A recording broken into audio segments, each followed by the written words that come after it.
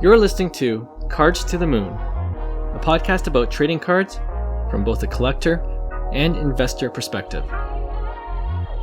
We hope you'll stick around for the ride as we take a deep dive into the state of the hobby, share some hot takes, hopefully some useful advice, and fun stories along the way.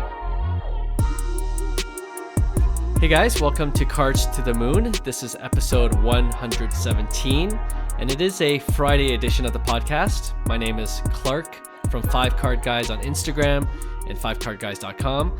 With me, as usual, is John, who is Trade You at Recess on Instagram. And Hyung is actually still away, but not to worry. In his place, we have our podcast celebrity, the one that everyone wants to hear. Will is back to fill in for the next couple of episodes. Good to see you again so soon, Will. Hi, everyone. I didn't expect to be back so soon, but I'm glad to be here.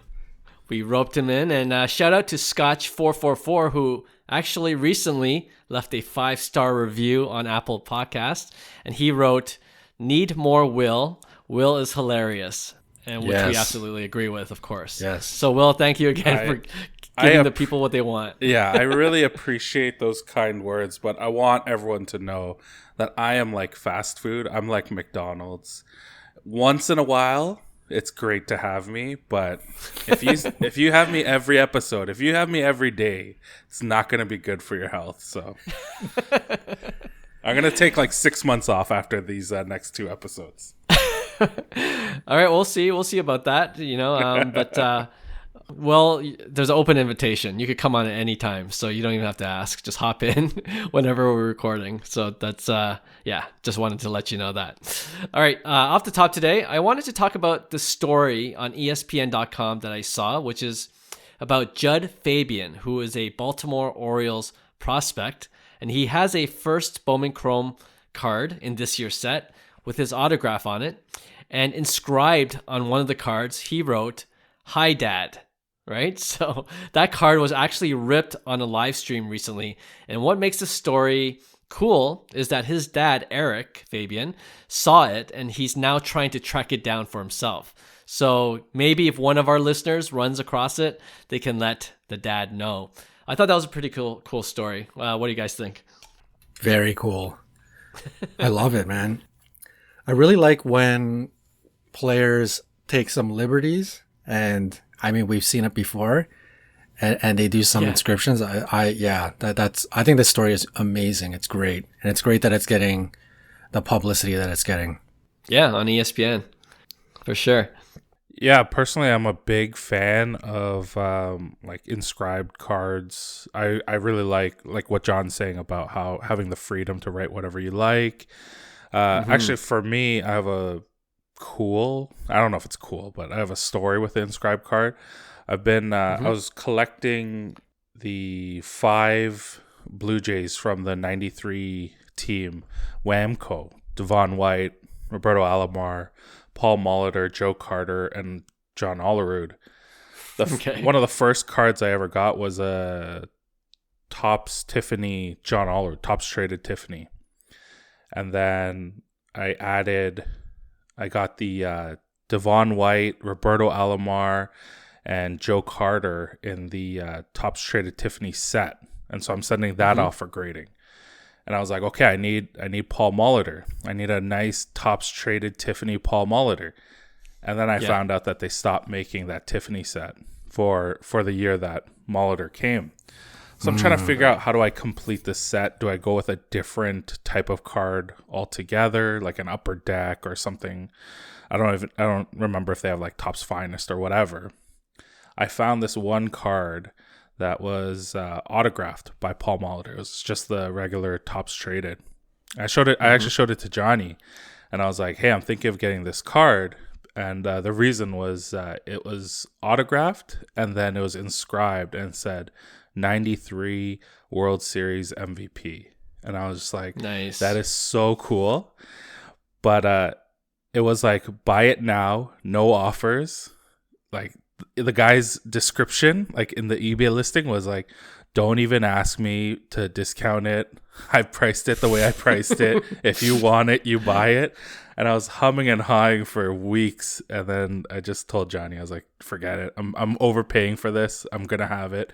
And now it completes my set, and I love looking at that card. I love the inscription. Sweet. So I'm a big fan. Yeah, I'm a big fan. Yeah, me too. Nice. Yeah, I love those kind of stories. Yeah, so I love the ESPN story. Going back to Judd Fabian, if you want to see what the card looks like, I'll leave a link below of an IG reel I have pinned to the top of both my 5 Card Guys Instagram and Cards to the Moon Instagram. So if you want to help Judd's dad, Eric, track this card down, you can see what it looks like there.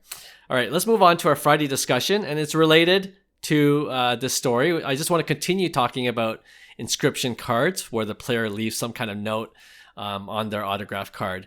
And it's obvious that you guys are big fans of it. So you don't have any thought that, I don't know if anyone thinks this, but that it just kind of ruins the pure look of the autograph card, just by them writing an inscription. Some might be opposed to it. I don't know if you agree with that. Do you also, I want to ask you guys, agree, like it usually comes at a premium, these inscription cards, over like just the regular auto cards? Do you agree with, paying that premium? And then after you guys respond to that, I have a few that I want to show you on screen and get your thoughts on them. So yeah, your general thoughts on inscription cards. I've already overpaid on that Paul Molitor card, so I'm all for. I totally understand that it's worth the premium. I think it's worth it for sure. Yeah. Yeah, I already drank the Kool-Aid on this one. Yeah, me too. You know what? I'm not quite all the way, and I'll get to what I'm talking about. Your first question, I'm totally on the boat that it doesn't ruin the aesthetic of the card. I think it actually adds to it because it just adds to the coolness factor, right? Especially when it is something like the Fabian card where it's a bit of a surprise, or where the player takes liberty. They're not supposed to be writing an inscription because there's some flawless or Topps transcendent products that say inscribed or notable nicknames or something like that, and then the player has to kind of write their nickname on it, right? So it's a little bit of like a forced inscription. Right. But when it is a player taking like liberties and just kind of surprise people with it, like that is, that's as best as the hobby gets, right? In terms of like autographs. So that's pretty cool. I will say though, the reason why I don't say I'm not all the way, because I think this is for hockey, and some hockey fans might disagree, but if you guys know this or not, the Future Watch autos, the first 50 autographs on each Future Watch auto, which is numbered to 999, the players will inscribe the date, like the date of their draft. Interesting. I'm not sure which date it is, but I'm pretty sure it's the date of their draft. Yeah. So that goes in the first 50, which is, I guess it's kind of cool. It's only the date, like 02/10/21 or something, right? So right. It's nothing spectacular, but it is cool to note that you got one of the first 50 cards and it's inscribed. Wait, so are those more expensive? By a lot. Oh, and wow. That's my issue. I think in this case, I see. I understand it's a little bit more rare, but because the inscription is not anything fantastic, I don't think it commands. I think some of the premiums are like 2x, 3x. Like the base crazy. Version, right? That's crazy. So I remember I was at the show and I was talking to a dealer. Like we chatted back and forth many times. So I've met this guy before. We've done deals. So we were just sitting there chatting, and then a guy came over, and I think he was like trying to sell his Cale Makar, which I think those go for like 3,000 Canadian. And he was saying he was trying to trade it to him for 10K. Wow. And he's like, this is why it's 10K.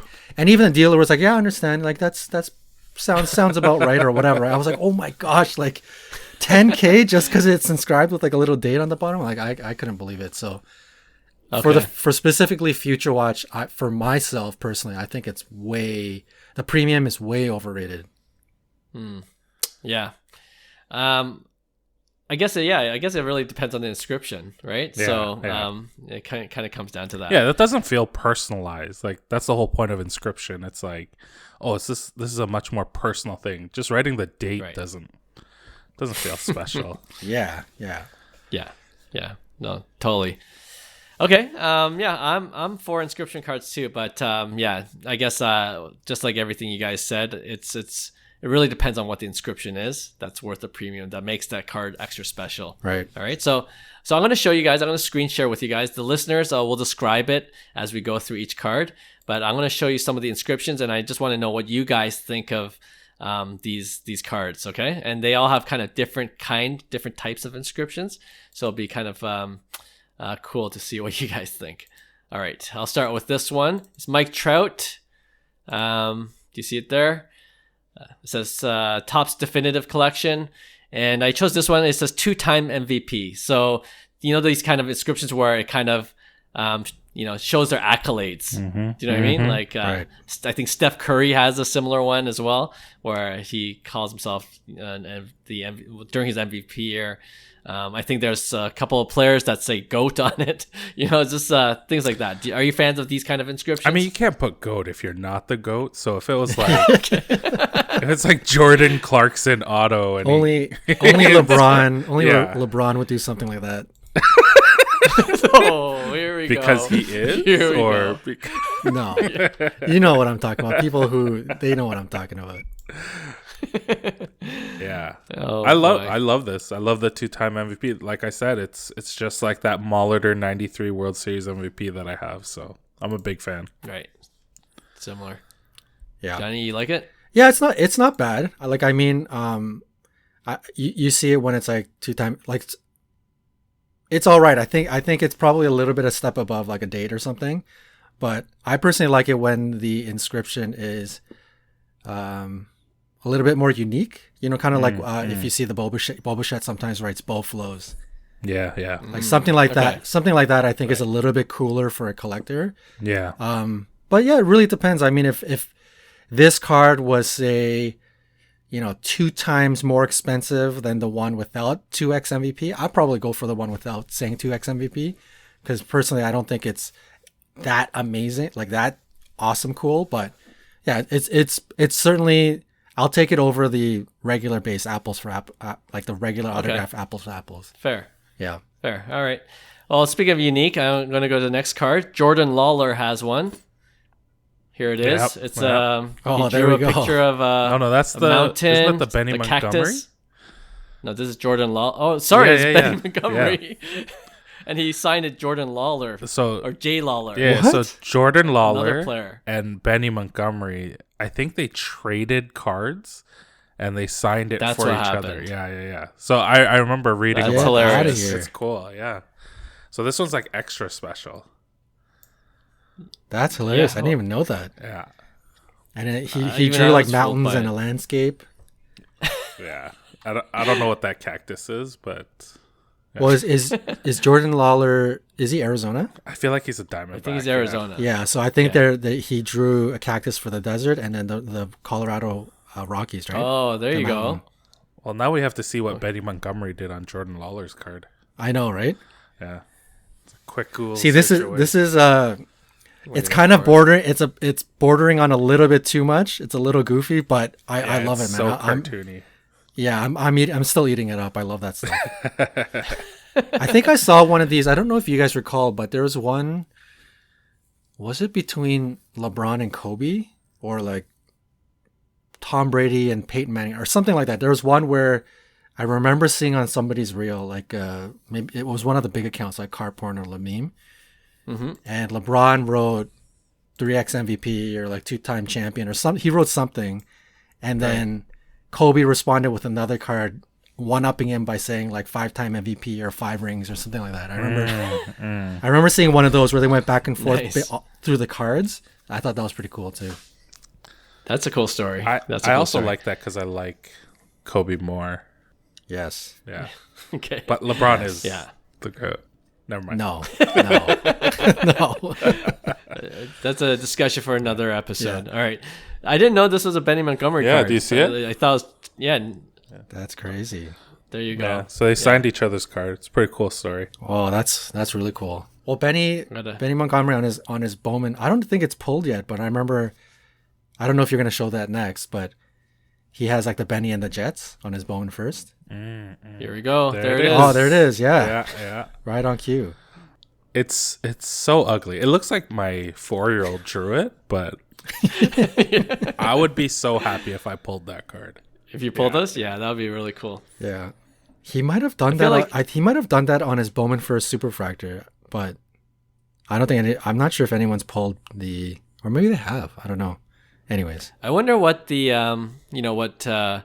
the Topps representative thinks when they collect these cards, and they're like, I'm not sure what to do with this. Do we just keep it in? I guess they obviously did, but I think more players should do something like this, like we said earlier. All right, this is like a Benny Montgomery card show because the next one. Yeah, I saw that one too. He signed Borat. Yeah. Yeah, that's right. I remember that. The Bowman First. Yeah. That's awesome. Eating it I up, wonder man. I love it. Yeah, that's kind of cool. All right, last one then, who's not Benny Montgomery. You ready? This is from the Leaf Inscription set. So it's Leaf, not the most popular, but this actually forces players to write. To write something, right? This is not a player. This is someone's dad. Lavar Ball has a bunch of these. Get out of here. And some of these inscriptions that he wrote are, "I am better than Jordan!" ! Lonzo better than Steph Curry. That was a good one. Oh, man. Magic is not allowed to my workouts. Okay. And stick to the donuts, Chuck. I don't know if that's meant for Charles Barkley. Oh, man. But yeah. I would be putting that in the mail, writing to Leaf and saying that I want my money back for whatever, however I pulled that thing. That's brutal. Yeah, that's I wouldn't want that one for sure. How about if it was like another? I'm sure I don't know who else is in this Leaf inscription set, but I'm sure it's not as inflammatory as LaVar Ball's statements. But do you think this kind of set is cool? Like like a subset where they encourage players to write something on it, or do you think that's like too forced? Yeah, I think it's too forced. It's like I was gonna say even with the Benny Montgomery one, it's like if you do it too many times, if you go to the well too many times, it just stops. That's like the whole will thing. You don't want me on every episode. Like once in a while, I'm good. Like you can't have it on every card. Yeah, too much of a good thing. Exactly. Right. Yeah. Okay. Anyway, that's a good way to end this Friday show on that note, and I'll try to put a post of the LaVar Ball inscription cards on our social media feed, so you guys can see if you've never seen it before. Something else. All right, thanks again for all our listeners, and thanks Scotch44. We just encourage anyone else, just like Scotch44, to leave us a nice review of our podcast if you enjoyed the show, wherever you listen to your podcast. So yeah, thanks again, and we'll have a brand new show on Tuesday coming up in a few days. Talk to you then. Bye. Hey, thanks for listening to Cards to the Moon. We'd really appreciate you subscribing to our podcast wherever you listen to your podcasts. And you can also connect with each of us on Instagram at 5cardguys, or you can follow Hyung at Integrity Sports Cards, or John at TradeU@Recess. You can also check us out at 5cardguys.com. Thanks again, and hope to connect soon.